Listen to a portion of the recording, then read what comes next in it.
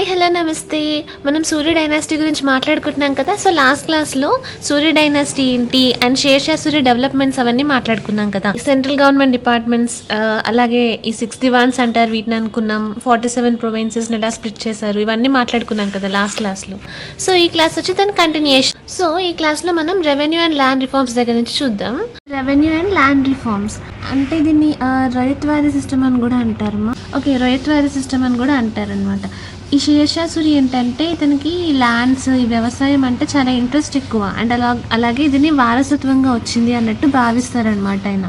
Okay, చాలా importance ఇస్తారు దీనికి. అండ్ ఆల్సో ఆయన డైరెక్ట్ రిలేషన్స్ని ఉండేలా చేసేవాళ్ళు అనమాట. అంటే లైక్ ఎంపరర్కి ఆ ల్యాండ్స్ కల్టివేటర్స్ ఉంటారు కదా వాళ్ళకి డైరెక్ట్ రిలేషన్స్ ఉండేటట్టు. అంటే ఇప్పుడు లైక్ స్టేట్ అండ్ ఇప్పుడు నేను ఇక్కడ చెప్పాను కదా మీకు 47 ప్రొవిన్షియస్ ఉన్నాయి, దాన్ని డిస్ట్రిక్ట్స్గా విలేజెస్గా చేశారని.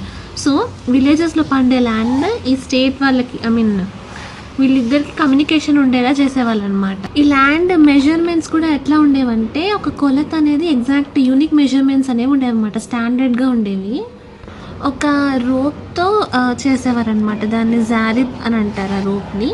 సో అరౌండ్ 3600 స్క్వేర్ యార్డ్స్ ఉంటుంది. ఓకే, దీని లెంత్ అనేది.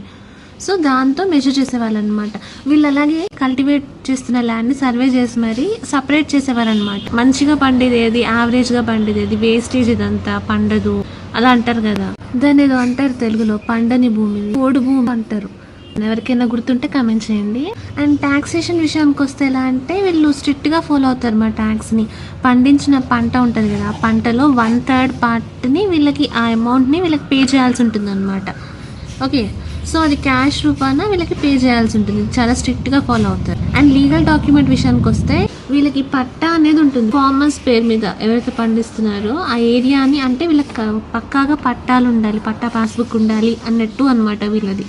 ఓకే, అండ్ క్వాబులియట్ అని అంటే ఇది వీళ్ళు అగ్రిమెంట్ రాయించుకుంటారు మా వీళ్ళతో. గవర్నమెంట్కి వీళ్ళకి ఇలా యాక్సెప్టెన్స్ ఉంది, ఇంత పంట పండించినప్పుడు అందులో 1/3 పార్ట్ మేము పే చేస్తాము అన్నట్టుగా. అండ్ ఫార్మర్ ప్రొడక్షన్ దగ్గరకు వస్తే టకావీ లోన్స్ అంటే వీళ్ళకి క్రాప్ పంట సరిగా పండకపోయినా, భూమి అనేది సరిగా పండట్లేదని అన్నా కూడా పంట పండించడానికి వీళ్ళకి లోన్స్ ఇస్తుంది అనమాట తక్కువ ఇంట్రెస్ట్తోని.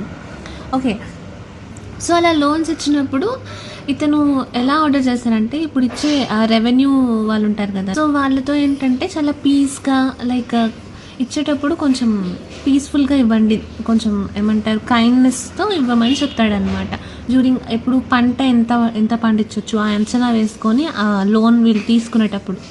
అండ్ వీళ్ళు మెల్లమెల్లగా కడుతూ ఉంటారు కదా ఇన్స్టాల్మెంట్స్ లాగా. ఎవరికైనా ఐడియా ఉందా అసలు లోన్స్ ఎలా తీసుకుంటారు, ఫార్మర్స్ ఎలా కడతారు, వాటి మీద కొంతమంది బంగారం మీద తీసుకుంటారు, అట్లా ఉంటాయి కదా. సో మీకు తెలిసింది దీని గురించి ఏమన్నా ఉంటే కమెంట్ చేయండి, తెలియని వాళ్ళకి కూడా తెలుస్తుంది కదా. సో అలా తీసుకున్నప్పుడు చాలా పీస్ఫుల్గా ఉండాలి అన్నట్టుగా, కైండ్నెస్తో ఉండాలి అన్నట్టుగా చెప్తారనమాట. అండ్ అలాగే వీళ్ళు ఫైనల్గా కలెక్ట్ చేసుకుంటారు అమౌంట్. సో అప్పుడు ఏంటంటే చాలా స్ట్రిక్ట్గా ఉండాలి అండ్ తీసుకునేటప్పుడు చాలా స్ట్రిక్ట్గా ఉండాలి రూల్స్ అనేవి అన్నట్టుగా ఉంటుందన్నమాట. సో ఇది revenue and land reforms. Infrastructure and trade architecture దగ్గరకు వస్తే ఈయన హైవేస్ అలాగే రెస్ట్ హౌసెస్ కూడా కన్స్ట్రక్ట్ చేశారనమాట. హైవేస్ వచ్చి Agra to Burhanpur, okay Agra to Burhanpur, Agra to Jodhpur, అలాగే చిత్తూరు, అలాగే ఆగ్రా టు మల్తన్, ఇట్లా ఈ ప్లేసెస్కి. అండ్ ఆల్సో ఇతను ఈ సరక్-ఐ-ఆజం అంటే గ్రాండ్ ట్రంక్ రోడ్స్ని కూడా కన్స్ట్రక్ట్ చేశారనమాట. ఇది ఒక ఫేమస్ ప్రాజెక్ట్. సో ఇప్పటి బంగ్లాదేశ్ ఉంటుంది కదా, సో ఆ నార్త్ ఇండియా నుంచి మొత్తం మోడర్న్ పాకిస్తాన్ వరకు, ఇండస్ రివర్ వరకు కూడా కన్స్ట్రక్ట్ చేసేవారనమాట ఆయన ఈ రోడ్స్ అనేవి. హైవేస్ అన్ని కూడా ఈ ట్రేడ్ కోసం, మంచిగా ట్రేడ్ జరగాలని, అలాగే మిలిటరీ మూమెంట్స్ కూడా ఉండాలని అలా ఈ నేషనల్ హైవేస్ కూడా కన్స్ట్రక్ట్ చేసేవారనమాట. ఓకే, దీంతో పాటు 1700 సారీస్ అంటే రెస్ట్ హౌసెస్ అంటారు. సో ఇవి కూడా కన్స్ట్రక్ట్ చేశారనమాట. దీని ఫీచర్స్ ఎట్లుంటాయంటే ఇది ఒక టైప్ ఆఫ్ రెస్ట్ క్వార్టర్స్ లాగా ఉంటుంది. డ్రింకింగ్ వాటర్ ఫెసిలిటీస్ అన్నీ ఉంటాయి. ఎవరికైనా హిందూస్కైనా ముస్లిమ్స్కైనా ఎవరికైనా పర్మిషన్ ఉంటుందన్నమాట. దాన్నే ఈ మార్కెట్స్ ఉంటాయి కదా, మార్కెట్ టౌన్స్ అలాగే ఎకనామిక్ హబ్స్గా కూడా మార్చారనమాట లేటర్. ఓకే, అండ్ ఆల్సో ఈ మేజర్ ఆర్కిటెక్చర్ వర్క్స్ దగ్గరకు వస్తే పురాణ కిల్లా అని ఒక ఓల్డ్ ఫోర్ట్ని కన్స్ట్రక్ట్ చేశారనమాట. దాంట్లో కిల్లా ఐ కుహ్నా మాస్క్, ఈ మాస్క్ని కూడా దీని లోపల కన్స్ట్రక్ట్ చేశారనమాట. ఇది ఫేమస్, గుర్తుపెట్టుకోవాలి. ఓకే.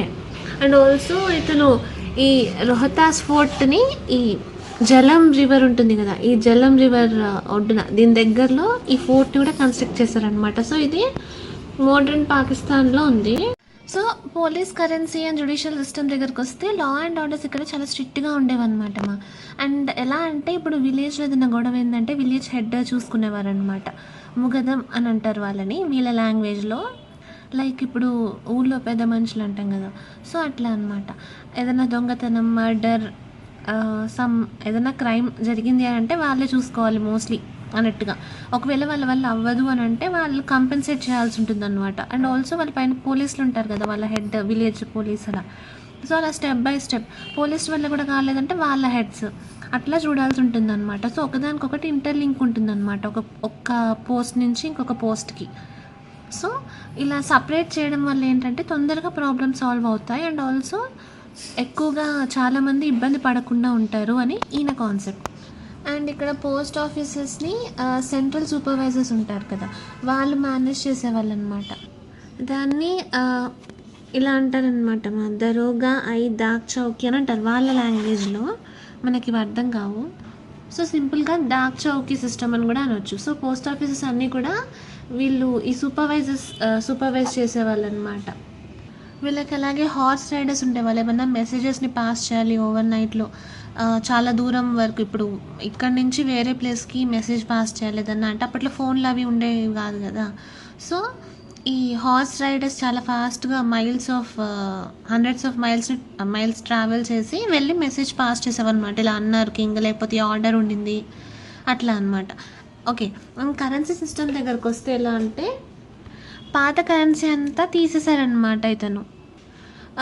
లోధి అప్పటి టైంలో లోధి వాళ్ళు రూల్ చేసిన టైం ఉంది కదా, సో వాళ్ళ కాయిన్స్ కావచ్చు, పాతకాలం అన్నీ తుగ్లక్ కాలంవి కావచ్చు, అన్నీ తీసేసి ఇప్పుడు కొత్తగా ఇంట్రడ్యూస్ చేస్తారనమాట. కొత్త కరెన్సీని ఇంట్రడ్యూస్ చేస్తారనమాట. ప్యూర్ ఒరిజినల్ సిల్వర్ కాయిన్స్ ఉంటాయి, అవి అరౌండ్ 178 grams ఉంటాయంట. సో ఈ కాయిన్స్ని ఇంట్రడ్యూస్ చేస్తారనమాట. ఇది మోడర్న్ ఇండియన్ రూపీకి ఫౌండేషన్ లాగా. ఓకే. అండ్ నెక్స్ట్ రాగి నాణాలు కూడా, కాపర్ కాయిన్స్ కూడా వీళ్ళు ఇంట్రడ్యూస్ చేశారనమాట. డే బై డే డెవలప్ అవుతూ ఉండేవి. సో 1 రూపీ కాపర్ కాయిన్స్ ఉండేవి, అది 40, దీన్ని ఏమంటారంటే డ్యామ్స్ అంటారు మా వీళ్ళ లాంగ్వేజ్లో. 1 రూపీ కాపర్ కాయిన్ ఉంటుంది కదా, అది 40 డ్యామ్స్కి విలువైందనమాట. అంటే ఇప్పుడు మనం ఈ 178 grams చూసాం కదా సిల్వర్ కాయిన్స్, సో అట్లనే 40 డ్యామ్స్ అంటే 1 రూపీ కాయిన్ లాగా అనమాట. ఈ మొహర్ అంటే గోల్డ్ కాయిన్స్ ఉంటాయి కదా, ఈ లావాదేవీలు ఉంటాయి కదా, సామ్రాజ్య లావాదేవీలు, ఇలా నిధులు స్టోర్ చేసుకోవడానికి వాటికి దీన్ని యూజ్ చేసేవారు. దాన్ని వాళ్ళ లాంగ్వేజ్లో మొహర్ అని అంటారు. జ్యుడిషియల్ పాలసీ అండ్ టాలరెన్స్ విషయానికి వస్తే వీళ్ళ దాంట్లో న్యాయ విధానం ఎలా ఉండేదంటే ఏ పక్షపాతం లేకుండా వాళ్ళ సొంత వాళ్ళైనా బయట వాళ్ళైనా కూడా ఈక్వాలిటీ ఉండేది, ఈక్వల్గా న్యాయం చేసేవాళ్ళు అనమాట. దాన్ని వీళ్ళ భాషలో సుల్తా అదిల్ అని అంటారు. కొంచెం ఈ పేర్లు మనకి ఏమంటారు నోరు కూడా తిరగవు కొన్ని అయితే.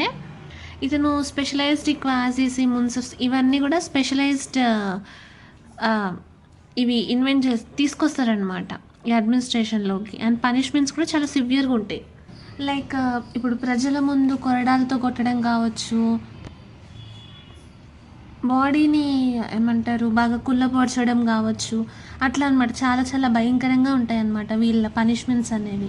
రిలీజియస్ పాలసీ దగ్గరకు వస్తే ఇతను జిజియా ట్యాక్స్ని రద్దు చేస్తారనమాట. కాకపోతే ఇది లేటర్ 1564 ఆ టైంలో అక్బర్ మళ్ళీ తీసుకొస్తారు. కాకపోతే ఇతని టైంలో ఈయన రద్దు చేస్తాడనమాట షేర్షా. అండ్ ఆల్సో ఇతను ఈ రాజకీయ విషయాలు కావచ్చు, పొలిటికల్ ఏదన్నా కూడా ఈ రిలీజియస్ విషయాలు కావచ్చు, ఇవన్నీ కూడా చాలా ఓపిక్గా డిస్కస్ చేసుకోవాలి, ఎక్కడా కూడా ఫాస్ట్ ఫార్వర్డ్ లాగా ఉండకూడదు అన్నట్టుగా అనుకుంటారనమాట. ఈయన అందరికీ కూడా అలానే ట్రీట్ చేస్తాడనమాట, అట్లనే ఉండాలి అని ఆర్డర్స్ ఇస్తాడు. అండ్ ఆల్సో ఇతను మెయిన్ హిందూ జనరల్స్ ఉంటాయి కదా, సో ఆర్మీలోకి రిక్రూట్ చేసుకుంటాడు అనమాట. సచ్ యాజ్ ఈ పర్సన్ ఉన్నారు బ్రహ్మజిత్ గురు అనే పర్సన్. సో ఇతనికి సంబంధించినవి కావచ్చు అలా. And and also national community kitchens ఉంటాయి కదా, నేషనల్ వైడ్గా అంటే వంటశాలలు ఉంటాయి కదా, దాన్ని ఏమంటారంటే లంగర్స్. సో వీటిని కూడా తీసుకురావడము ట్రెడిషనల్గా వీటిని కూడా తీసుకొని రావడము. ఎందుకు అని అంటే పూర్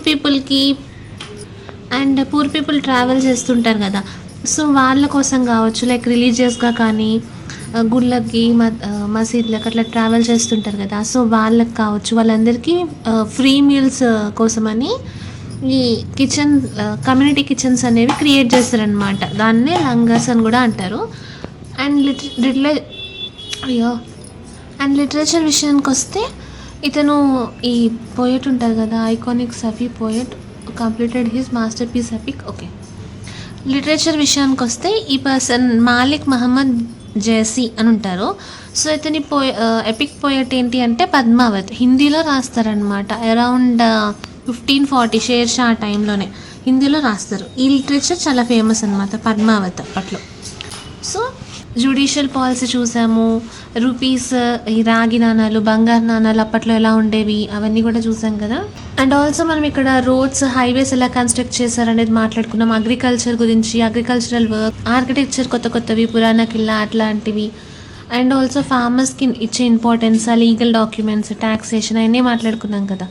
సో ఇలా ఉంటుందన్నమాట షేర్షా సూరి అతని డెవలప్మెంట్ అనేది కానీ, అతని టైంలో అతను చేసిన రూలింగ్ అనేది కానీ. Is also very powerful person అనమాట సో చాలా పవర్ఫుల్ పర్సన్. అండ్ అతని రూల్స్ కావచ్చు, అతని తెలివితేటలు కావచ్చు, చాలా పవర్ఫుల్గా ఉండేవన్నమాట. So I hope last class and ఈ క్లాస్ మీకు బాగా అర్థమైందని అనుకుంటున్నాను. ఏమైనా డౌట్స్ ఉంటే కమెంట్ చేయండి. అండ్ మధ్యలో నేను కొన్ని క్వశ్చన్స్ అడిగాను కదా మిమ్మల్ని, సో అవి తెలిసిన వాళ్ళు కూడా కమెంట్ చేయండి, చాలామందికి యూజ్ అవుతాయి కదా. నెక్స్ట్ టాపిక్తో నెక్స్ట్ క్లాస్లో మళ్ళీ కలుద్దాం.